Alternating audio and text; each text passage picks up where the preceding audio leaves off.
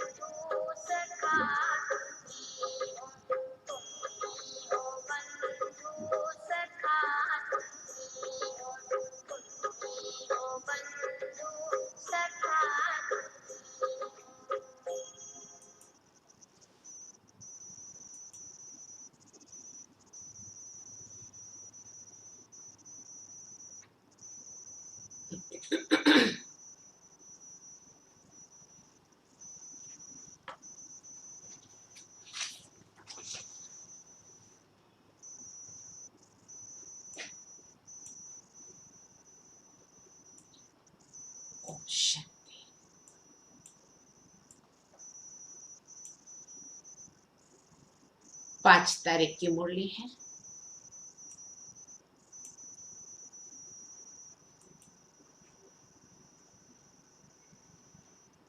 आज बाबा ने हम बच्चों को पैगंबर और मैसेंजर का टाइटल दिया है। बाबा ने कहा जैसे बाप सबको पैगाम देते हैं, ऐसे बच्चों को भी बाबा की श्रीमत पर चल करके सभी को बाप का पैगाम देना है। क्या पैगाम देना है? बाप आया है और अभी वापस घर चलना है। तो बाबा ने कहा मीठे बच्चे, तुम्हें बाप समान सच्चा सच्चा पैगंबर व मैसेंजर बनना है। तुम्हें बाप समान सच्चा सच्चा पैगंबर व मैसेंजर बनना है। सबको घर चलने का मैसेज देना है।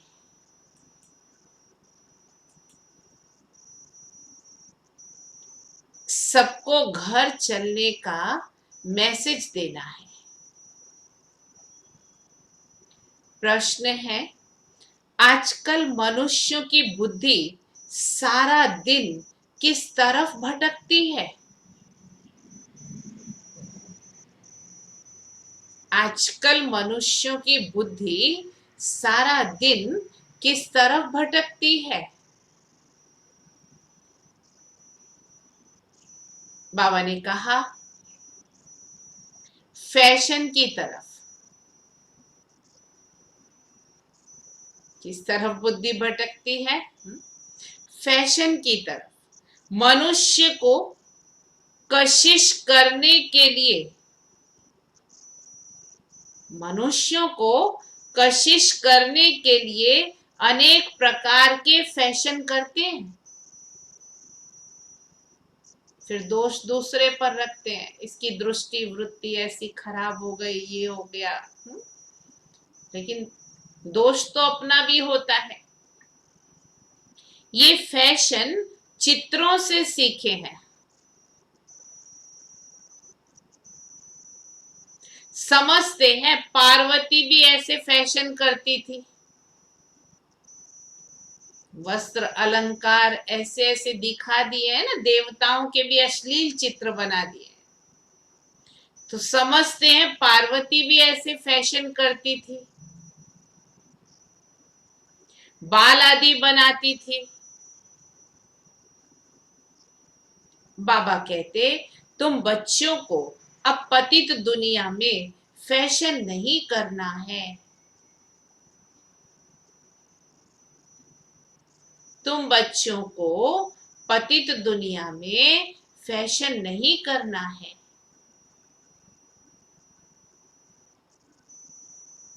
तुम्हें तो मैं ऐसी दुनिया में ले चलता हूं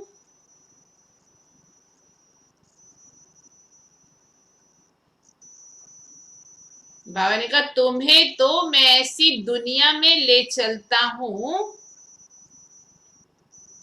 जहां नेचुरल सुंदरता रहती है। वहां ब्यूटी पार्लर नहीं होते, नेचुरल सुंदरता होती है। फैशन की दरकार नहीं है।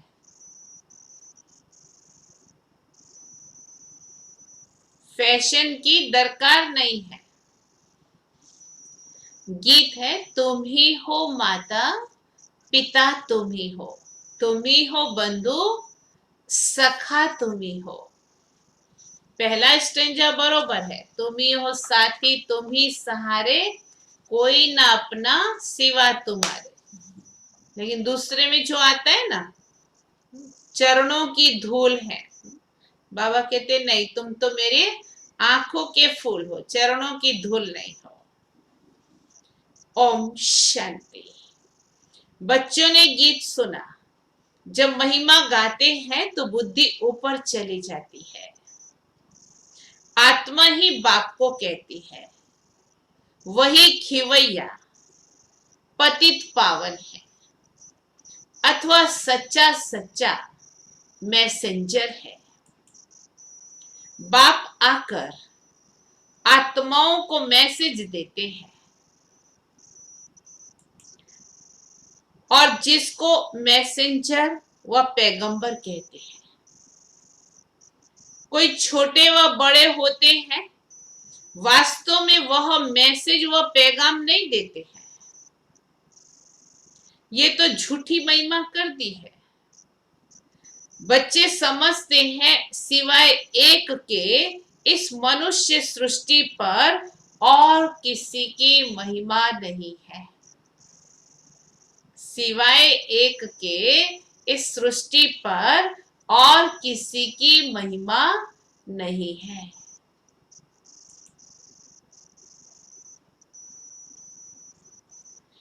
ये तो झूठी महिमा कर दी है। सबसे जास्ती महिमा इन लक्ष्मी नारायण की है, क्योंकि यह है नई दुनिया के मालिक। सो भी भारतवासी जानते हैं, दुनिया वाले सिर्फ इतना जानते हैं कि भारत प्राचीन देश है। भारत में ही गॉड गॉडेस का राज्य था। श्री कृष्ण को भी गॉड कह देते हैं। वास्तव में भारतवासी इन्हों को भगवान भगवती कहते हैं, परंतु भगवान तो एक ही है। लक्ष्मी नारायण को भगवान भगवती कहते हैं, परंतु भगवान तो एक ही है। ये भी किसी को पता नहीं है कि इनका राज्य कब चलता है। भगवान ने इनका राज्य स्थापन किया। बुद्धि भी कहती है हम भगवान के बच्चे हैं, इसीलिए भगवान भगवती कहलाए। सब एक के बच्चे हैं, परंतु भगवान भगवती कह नहीं सकते, उन्हों को कहते हैं देवी देवताएं। ये सब बातें बाप बेट समझाते हैं। भारतवासी कहेंगे कि हम भारतवासी पहले नई दुनिया में थे। नई दुनिया को तो सब जानते हैं। बापूजी भी नई दुनिया राम राज्य चाहते थे, याद तो सब करते हैं ना, परंतु राम राज्य का अर्थ बिल्कुल नहीं समझते हैं। आजकल मनुष्यों को अपना अहंकार कितना है। कलयुग में है पत्थर बुद्धि, सतयुग में है पारस बुद्धि, परंतु ये किसी को समझ नहीं है। भारत ही सतयुग में पारस बुद्धि था, अब भारत कलयुग में पत्थर बुद्धि है। मनुष्य तो इनको ही स्वर्ग समझते हैं। कहेंगे स्वर्ग में विमान थे, बड़े बड़े महल थे, वह तो सब अभी है, परंतु स्वर्ग में रोग थोड़े थे जो अभी रोग हैं। साइंस कितनी वृद्धि को पाई है, कितना सुख है, फैशन आदि कितना है, बुद्धि सारा दिन फैशन पिछाड़ी पड़ी रहती है। आर्टिफिशियल सुंदर बनने के लिए बाल आदि कैसे बनाते हैं, कितना खर्चा करते हैं, ये सब फैशन निकला है चित्रों से। समझते हैं पार्वती मिसल हम बाल आदि बनाते हैं, ये सब कशिश करने के लिए ही बनाते हैं। दूसरों को पूछते हैं कैसे लग रहे हैं हम कैसे लग रहे हैं, अपने आप को तो पता ही नहीं है कि और ही बंदर जैसी शक्ल हो जाती है। हा? आगे पारसी लोगों की स्त्रियां मुंह पर काली जाली पहनती थी, मुसलमानों की तरह वो भी काली जाली पहनती थी कि कोई देखकर आशिक ना हो जाए। इसको कहा जाता पतित दुनिया। गाते हैं तुम ही हो माता पिता तुम ही हो, परंतु ये किसको कहना चाहिए, माता पिता कौन है ये भी जानते नहीं है। माता पिता ने जरूर वर्षा दिया होगा, बाप ने तुम बच्चों को सुख का वर्षा दिया था। कहते भी हैं बाबा हम तो आपके बिगर और किसी का नहीं सुनेंगे। अभी तुम जानते हो शिव बाबा की महिमा गाई जाती है। ब्रह्मा की आत्मा भी खुद कहती है हम सो पावन थे, अब पतित बने हैं। ब्रह्मा के बच्चे भी ऐसे कहेंगे हम ब्रह्मा कुमार कुमारियां सो देवी देवता फिर 84 जन्मों के अंत में पतित बने हैं। जो नंबर 1 पावन वह नंबर 1 पतित। ब्रह्मा बाबा के लिए कहा जैसे बाप वैसे बच्चे, पूरे 84 जन्म लेने वाले। ये खुद भी कहते हैं, शिव बाबा भी कहते हैं मैं आता हूं इनके बहुत जन्मों के अंत में। जो पहले नंबर में पूज्य लक्ष्मी नारायण की डिनाइस्टी में थे, अब है संगम। तुम कलयुग में थे, अब संगम युगी बने हो। बाप संगम पर ही आते हैं। ड्रामा अनुसार बच्चे भी वृद्धि को पाते हैं। अब बच्चों को ज्ञान तो मिला है। हम सो देवता थे, फिर क्षत्रिय, वैश्य, शूद्र बने। सारे चक्र को अच्छी रीति तुम जानते हो। ये तो बहुत सहज है। हमने 84 जन्म लिए, कईयों की बुद्धि में ये बैठता ही नहीं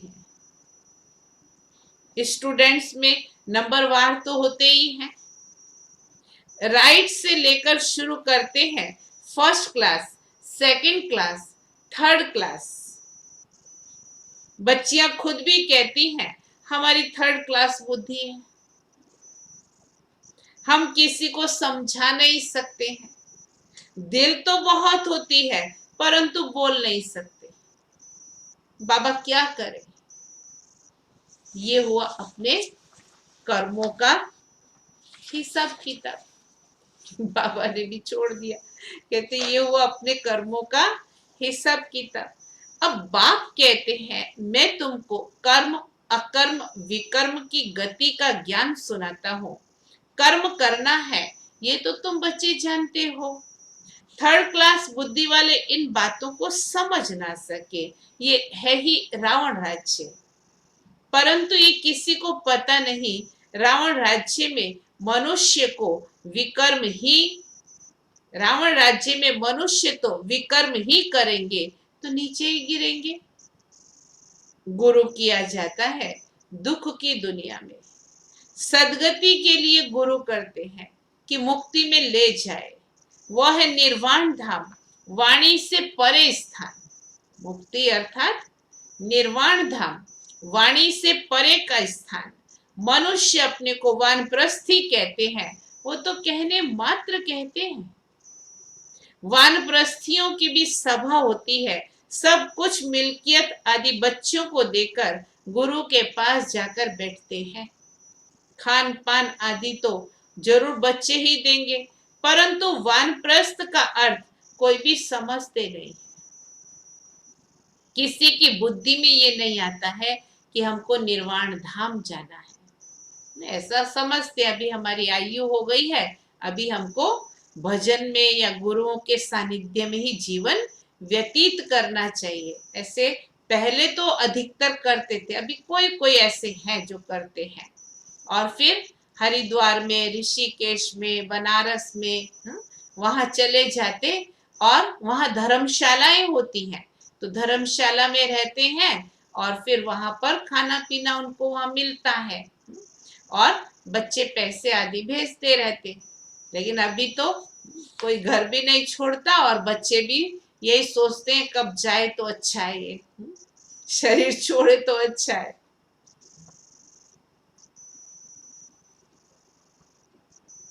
वह निर्वाण धाम के अर्थ को नहीं समझते हैं। अपने घर में जाना है वह तो कोई समझते नहीं है, वह तो समझते ज्योति ज्योत समा जाएंगे। निर्वाण धाम तो रहने का स्थान है। आगे 60 वर्ष के बाद वानप्रस्थ लेते थे, ये जैसे कि कायदा था। अभी भी ऐसे करते हैं, कोई कोई लोग ऐसे करते हैं। अब तुम समझा सकते हो कि वाणी से परे तो कोई जा नहीं सकते।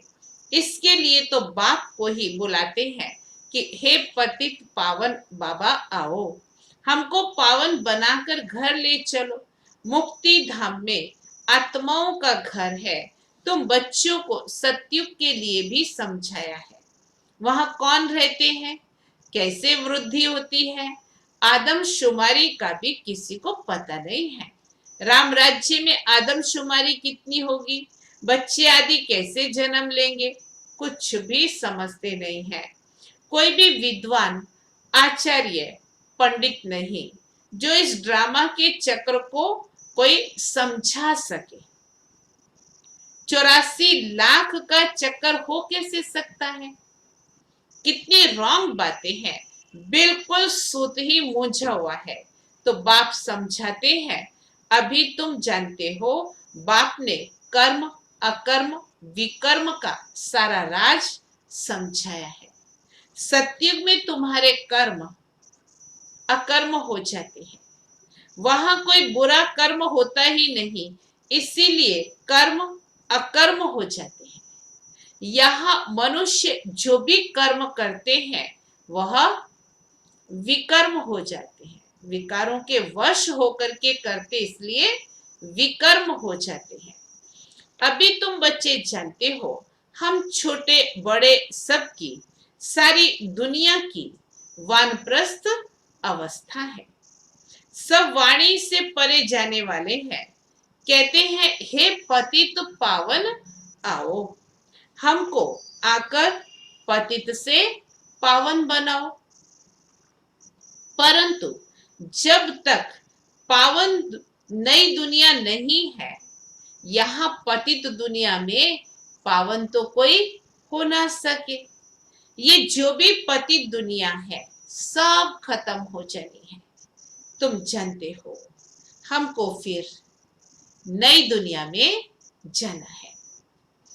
कैसे जाएंगे? ये सारी नॉलेज है, ये है नई नॉलेज, नई दुनिया, अमर लोक व पावन दुनिया के लिए। ये नई नॉलेज है, नई दुनिया, अमर लोक व पावन दुनिया के लिए। तुम अभी संगम युग पर बैठे हो, ये भी जानते हो, दूसरे जो भी मनुष्य हैं, ब्राह्मण नहीं है, वो कलयुग में है। हम सब संगम पर हैं और जा रहे हैं सतयुग में। बरोबर ये संगम युग है, वह तो है ही स्वर्ग, उनको संगम नहीं कहा जाता। संगम है अभी, ये संगम युग सबसे छोटा है, इसको लीप युग कहा जाता है, जिसमें मनुष्य पाप आत्मा से धर्म आत्मा बनते हैं। इसीलिए इसको धर्माओ युग भी कहा जाता है। संगम युग की बाबा विशेषता बता रहे हैं। कलयुग में सभी मनुष्य अधर्मी है, वहां तो सभी धर्मात्मा होते हैं। भक्ति मार्ग का कितना बड़ा प्रभाव है। ऐसी पत्थर की मूर्तियां बनाते हैं जो देखने से ही दिल खुश हो जाए। वो है पत्थर पूजा। शिव के मंदिर में कितना दूर दूर जाते हैं पूजा के लिए।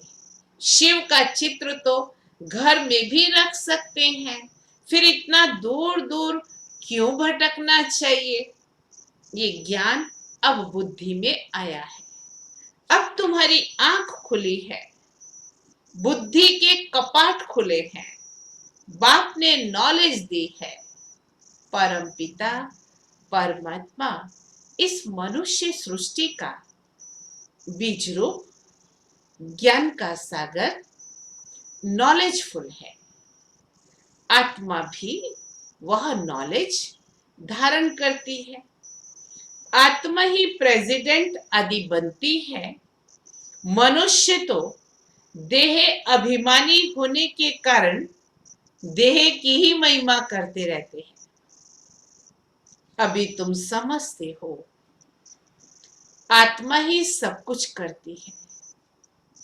तुम आत्मा 84 जन्मों का चक्कर लगाए बिल्कुल ही दुर्गति को पाई हुई हो। अभी हम आत्मा ने बाप को पहचाना है, बाप से वर्षा ले रहे हैं। आत्मा को शरीर तो जरूर धारण करना पड़े। शरीर बिगर आत्मा बोलेगी कैसे, सुने कैसे? बाप कहते हैं, मैं निराकार हूं, मैं भी शरीर का आधार लेता हूं। तुम जानते हो, शिव बाबा इस ब्रह्मा तन से हमको सुनाते हैं। वो शरीर का आधार क्यों लेते हैं? हम बच्चे उनकी बात को सुन सके, ब्रह्मा बाबा के द्वारा उनकी दृष्टि ले सके। और हम शरीर क्यों लेते हैं? क्योंकि हम इन कर्म इंद्रियों के द्वारा कर्म कर सके। ये बातें तुम ब्रह्मा कुमार कुमारियां ही समझते हो। तुमको अब ज्ञान मिला है ब्रह्मा द्वारा आदि सनातन देवी देवता धर्म की स्थापना होती है। वही बाप राजयोग सिखा रहे हैं, इसमें मूंझने की बात ही नहीं है। शिव बाबा हमको समझाते हैं, फिर हम औरों को समझाते हैं। हमको भी सुनाने वाला शिव बाबा है। अभी तुम कहेंगे हम पतित से पावन बन रहे हैं। बाप समझाते हैं, ये है ही पतित दुनिया, रावण का राज्य। रावण पाप आत्मा बनाते हैं, ये और कोई भी नहीं जानते। बल रावण की एफिजी जलाते हैं, परंतु कुछ भी समझते नहीं है। सीता को रावण ले गया, यह किया, कितनी कथाएं बैठ लिखी हैं। जब बैठकर सुनते हैं तो रो लेते हैं। वह है सब दंत कथाएं। बाबा हमको विक्रमाजीत बनाने लिए समझाते हैं, बच्चे मामेकम याद करो, कहां भी बुद्धि नहीं लगाओ। शिव बाबा ने हमको अपना परिचय दिया है। पतित पावन बाप आकर अपना परिचय देते हैं। अब तुम समझते हो कितना मीठा बाबा है, कितना मीठा है, जो हमको स्वर्ग का मालिक बना रहा है। अच्छा, मीठे मीठे सिकिलदे बच्चों प्रति माता पिता बाप दादा का याद प्यार और गुड मॉर्निंग। रूहानी बाप की रूहानी बच्चों को नमस्ते। हम रूहानी बच्चों की रूहानी बाप को याद प्यार, गुड मॉर्निंग और नमस्ते। धारणा के लिए मुख्य सार है, पहली पॉइंट, कर्म, अकर्म और विकर्म की गति को जान। कर्म, अकर्म और विकर्म की गति को जान, श्रेष्ठ कर्म करने हैं। श्रेष्ठ कर्म करने हैं। ज्ञान दान कर धर्मात्मा बनना है। ज्ञान दान कर धर्मात्मा बनना है। दूसरी पॉइंट, ये वानप्रस्थ अवस्था है।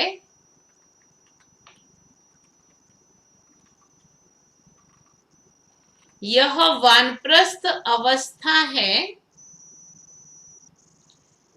इन अंतिम घड़ियों में पावन बनकर पावन दुनिया में जाना है।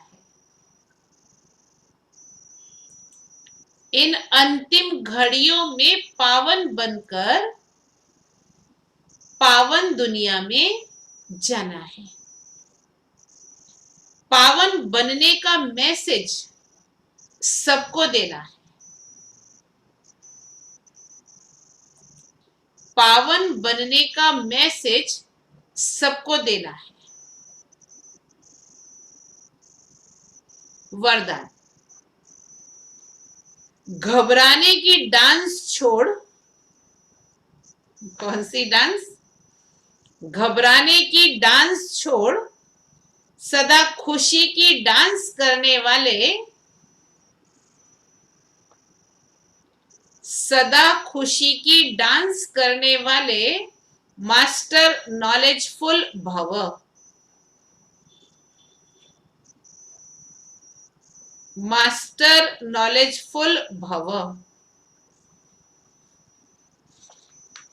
जो बच्चे मास्टर नॉलेजफुल हैं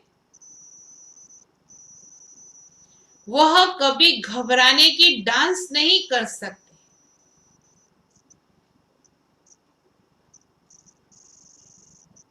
जो बच्चे मास्टर नॉलेजफुल हैं वो कभी घबराने की डांस नहीं कर सकते। सेकंड में सीढ़ी नीचे, सेकंड में ऊपर। अब ये संस्कार चेंज करो। सेकंड में सीढ़ी नीचे माने स्थिति नीचे और सेकंड में ऊपर, ये संस्कार चेंज करो। तो बहुत फास्ट जाएंगे।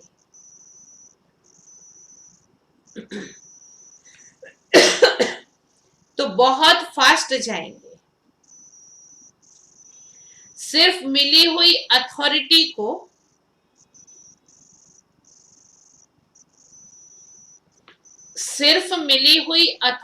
को नॉलेज को परिवार के सहयोग को यूज करो। जो हमको ज्ञान की, गुणों की, शक्तियों की अथॉरिटी मिली है, तो मिली हुई अथॉरिटी को, नॉलेज को और परिवार के सहयोग को यूज करो। बाप के हाथ में हाथ देकर चलते रहो। बाप के हाथ में हाथ देकर चलते रहो तो खुशी की डांस करते रहेंगे। घबराने की डांस हो नहीं सकती।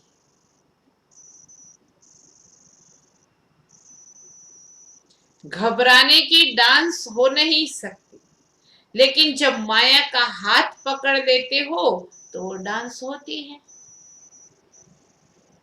जब माया का हाथ पकड़ लेते हो तो वो घबराने की डांस होती है। स्लोगन: जिनका संकल्प और कर्म महान है वही मास्टर सर्वशक्तिमान है।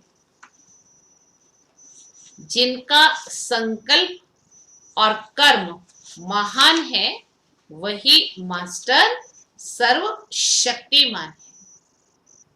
आज का सोमान है, मैं शांत स्वरूप हूं।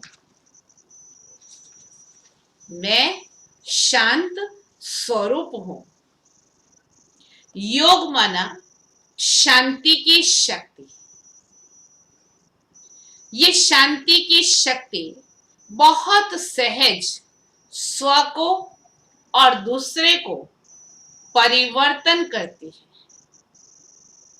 इससे व्यक्ति भी बदल जाएंगे तो प्रकृति भी बदल जाएगी। शांति के वाइब्रेशन इतने पावरफुल होते हैं जो व्यक्ति भी बदल जाए और प्रकृति भी बदल जाती है। व्यक्तियों को तो मुख का कोर्स करा लेते हो, लेकिन प्रकृति को बदलने के लिए शांति की शक्ति अर्थात योग बल ही चाहिए।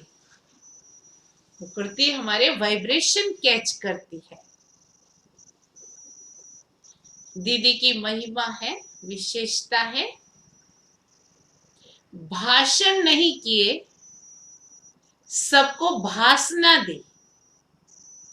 दीदी ने कोई स्टेज पर बड़े बड़े ऐसे भाषण नहीं किए, लेकिन सभी को बाबा की भासना दी। आपने कभी बड़ी स्टेज पर जाकर प्रवचन नहीं दिए, लेकिन एक एक को जिगरी पालना देकर स्नेह की भासना दी। सभी का प्यार एक बाबा से जुड़ाया।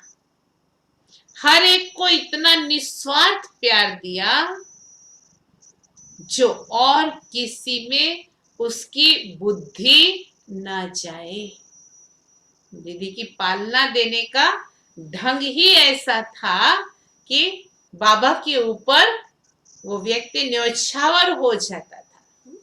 तो ऐसे बाबा की प्यार की, पालना की, भासना दी। अच्छा, ओम शांति। मधुबन से भट्टियों के कुछ एक प्रोग्राम आए हैं, परंतु अभी जो रजिस्ट्रेशन का तरीका है वो भी सब उन्होंने बदल दिया है। नए तरीके से ही रजिस्ट्रेशन होगा और सभी को अपना आई कार्ड की कॉपी और पूरा परिचय यहाँ देना होगा, तभी उनका रजिस्ट्रेशन हो सकेगा। दूसरा, जिनका कोई भी अता पता नहीं होता है, 1 महीने से, 15 दिन से, या कईयों को तो 6-6 मास भी हो गए हैं, लेकिन जब मधुबन जाने की तारीख आती है तब वो आ जाते हैं। तो ऐसे भाई बहनों का रजिस्ट्रेशन नहीं कर पाएंगे, क्योंकि उनका कुछ भी आइडेंटिटी हमारे पास नहीं रहता है। देखो, जैसे बैंक में भी 2-3 महीने पर केवाईसी मांगते हैं,